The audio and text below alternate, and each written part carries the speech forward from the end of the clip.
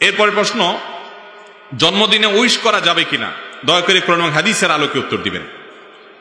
একজন মুসলমান তিনি জন্মদিবস উদযাপন করবেন না, কারণ জন্মদিবস উদযাপন করা এটা পেগানদের থেকে এসেছে, এটা ভিনধর্মী মানুষদের থেকে এসেছে।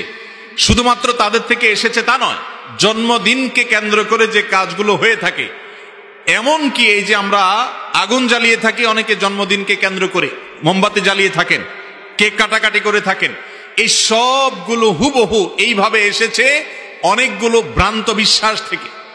অনলাইনে সার্চ দিলে বিস্তারিত পেয়ে যাবেন এই জন্মদিবসের উৎপত্তি কোত্থেকে, কোন বিশ্বাসের ভিত্তিতে, কেনই বা এই মোমবাতি জ্বালানো হয়, কেনই বা কেক কাটা হয়, কেনই বা এই আনুষ্ঠানিকতা হয়, কেনই বা উৎসব করা হয়। এটা এমনিতেই হয় না, এর পেছনে ধর্মীয় বিশ্বাস কাজ করে ভিন্নদের।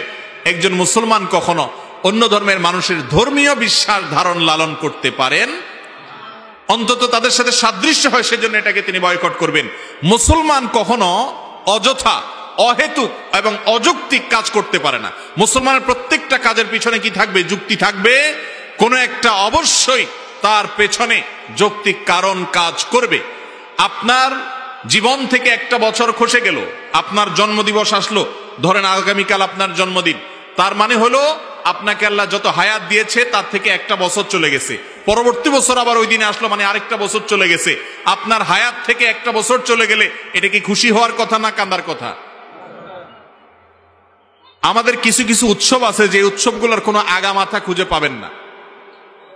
যেমন নতুন বছরের প্রথম দিন, বছরের প্রথম দিন, নতুন দিন, নববর্ষ, ইংরেজিতে 31st নাইট বলে উদযাপন করি আমরা, বাংলায় করি, অন্যান্য ভাষায় আরবিয়ানরাও আজকাল করে। এই যে বছরের প্রথম দিন মানুষ উৎসব করে কেন?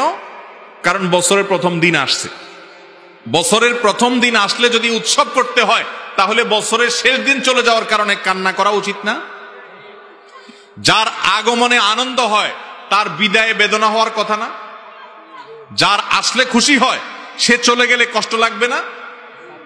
অথচ দেখবেন যারা এই নববর্ষ উদযাপন করে, আমাদের যুবকদের অনেকে উৎসব করে, তাদেরকে জিজ্ঞাসা করেন যে বন্ধু, তুমি যে বছরের প্রথম দিন আসার কারণে উৎসব করেছ, বছরের প্রথম দিন আসাটা, নতুন বছর আসাটা, এটা যদি আনন্দের কারণ হয়, তাহলে এই বছরটা চলে যাওয়া সেটা তো অবশ্যই বেদনার কারণ হওয়ার কথা। কই, তুমি তো তোমার জীবনে কখনো কোনো বছর চলে যাওয়ার কারণে, শেষ হওয়ার কারণে, আজকে বছরের শেষ দিন, কি করলাম এ বছরে আমি, এই কথা চিন্তা করি কখনো কাঁদো নাই? তাহলে তুমি হাসার দলে আছো শুধু।